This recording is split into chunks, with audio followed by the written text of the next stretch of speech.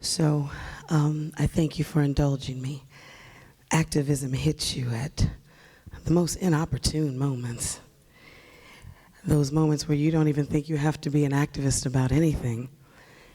Because I'd heard somewhere that we had a post-racial America. Yeah, you heard that too, didn't you? So I thought, oh, okay, we done with this. Yeah, we might have a few little racist scragglers, but for the most part, you know, it's kumbaya, and this is all done. And it hit my family very hard. I do a one-woman show called Dear White People, in which I talk directly to white America about the experiences of black people. And it's funny and it's sad. There's a character named Miss Aurelia, and she comes to talk to all of the white people and let them know that, you know, some of the things that they learned in first grade, they've obviously forgotten. You know, things like don't steal other people's stuff, like their land. Don't hit people, you know, because Miss Aurelia's a first grade teacher, you know. And so throughout this one woman play, at the very end, I talk about the good black family whose son and brother was taken away by the Leavenworth and Lansing Police Department. My brother Curtis, he was 20 years old, he was in college. And he was a beautiful spirit. He played the bass guitar, he did. And he would go jam at the coffee shops. And he had this beautiful, beautiful worldview, a worldview that said, you know what? Color shouldn't matter. And I had forgot, as his older sister, see, we grew up on military bases and in the suburbs, but we got to see my big mama in the projects growing up. So we sort of knew the difference. Curtis, he thought color shouldn't matter. So he developed this relationship with this cute little white girl.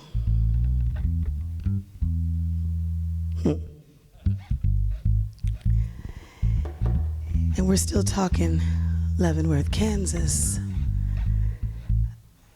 You don't progress much in certain areas. And she had been to the house and she had broken bread with us. We had met her family. She had met our family, because we were the good black family, military family. Mama worked government job. We were the good black family in the suburbs. So, as things would happen, couples get into spats. It happens. So my brother, of course you know in Kansas, the Midwest, I think every young man around the age of 13, 14, they got a rifle somewhere. So my brother was just learning how to shoot, so he had some friends of his, and they would go out to the shooting range. My brother was terrible, but he wanted to learn. And so this particular day, he took his rifle, and it was in the back of my old yellow Ford that he inherited as a college car. And so he and his little girlfriend were having some problems. And I remember right before the event,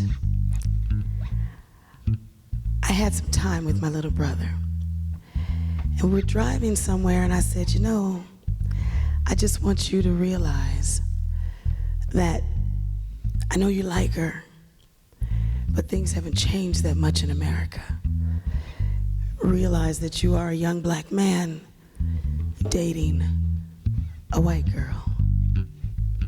And that still carries with it all the stuff it always has. And he yelled at me. My little brother yelled at me. He said, "I'm so tired of y'all talking about color this and color that. Color just shouldn't matter. Who you love should not matter what their color is." I said, "Curtis, I just want you to be careful." He was young, and we were the good black family in the suburbs. So he's on his way to the rifle range with his friends, and his little girlfriend worked at one of the local diners. And so he stopped off there. I guess they had been arguing. She was on a break. And so she came outside. They were arguing, as young couples do. Somebody else came out, saw the rifle in his car. And before my brother could get down Highway 7 real good,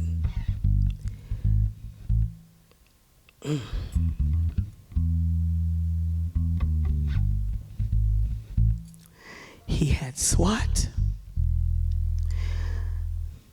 the Leavenworth Police, the Lansing Police, and the Kansas City, Kansas Police surrounding him because somebody had called in a call about a white girl possibly being threatened by a black man with a rifle. Now my brother, he was the sweetest spirit, and he believed color didn't matter.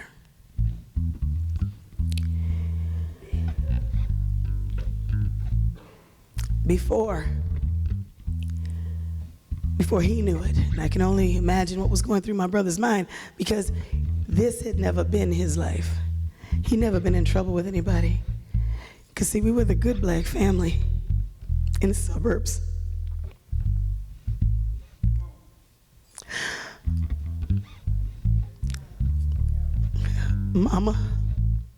Mama made sure that when we went to restaurants, we knew what the little bowl was for and what the little fork meant. Mama made sure that even if we only had $5 to buy a Coke, we sat there with dignity like we belonged, and we sipped that Coke like it was gold.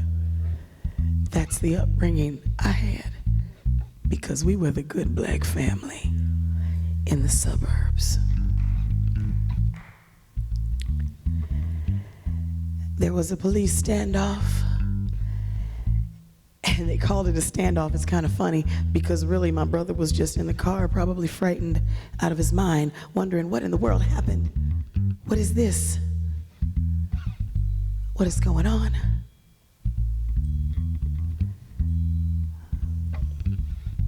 The way the report reads, whichever one you want to believe, somehow the police couldn't get all the reports the same. There was a noise distractor that was thrown into the car, and all of a sudden, my brother was dead.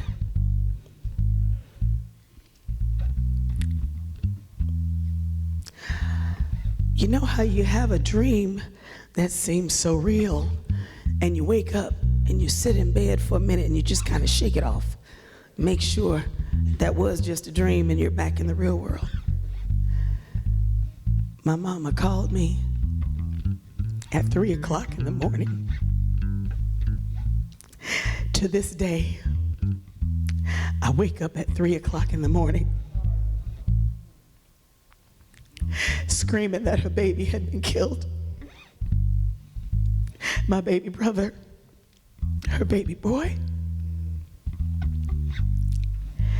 I can't tell you the nightmare that this has been,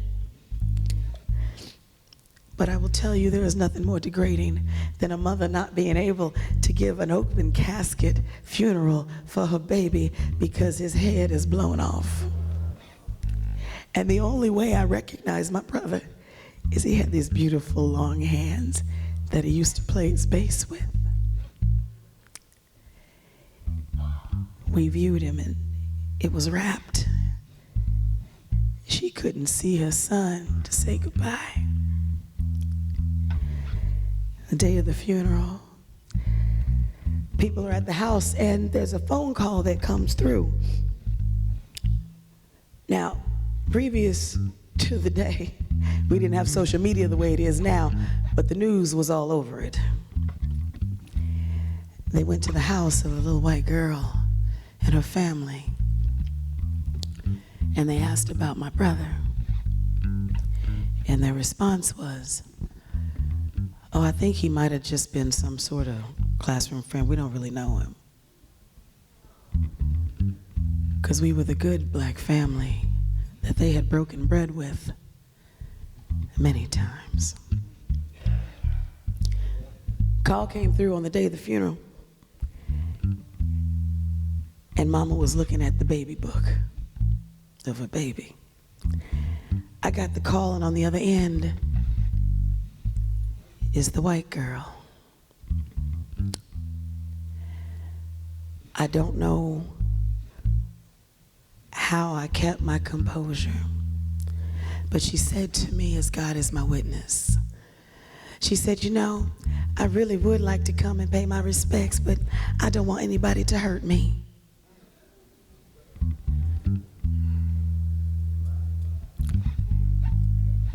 And my mind said, did that heifer just say what? And it's only in those moments I know that God or somebody took my mouth. And I said to her, listen, sweetheart, if you believe that we, the family that you have broken bread with, the family that you have come over to our home just to hang out with my brother, if you think that we, while looking at the casket of my dead brother without his face, if you think that we are those kinds of people, please stay where you are. But if you would like to say goodbye to him, you do so in whichever way you think is correct. And I hear my mama say, who's on the phone? I said, nobody, mama. Nobody, mama. Wrong number. Many years have passed. Saturday will be the anniversary of my brother's death.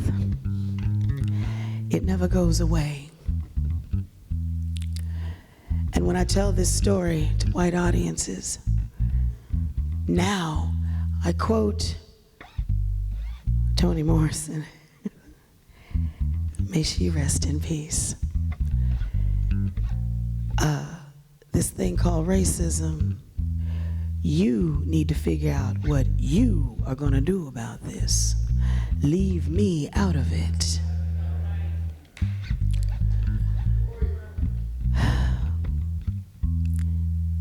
And it continues.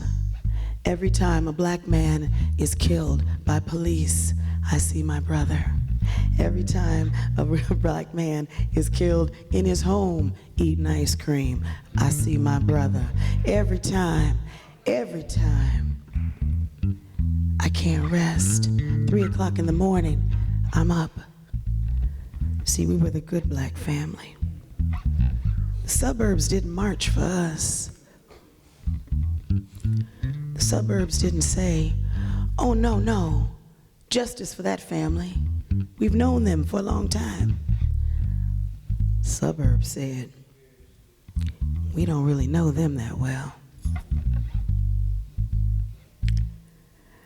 My activism began that day. I've lost friends, good white folk, who didn't or were uncomfortable with me speaking out about the very real racism that I face every single day. Because you see, funny thing, when they shoot your brother, they don't ask you things like, okay, before we shoot you, has your sister been to the White House and performed? Is your father a decorated military man? They don't ask you that. They don't. But to take a line from The Color Purple, till you do right by me and my people, everything you think about is gonna fail.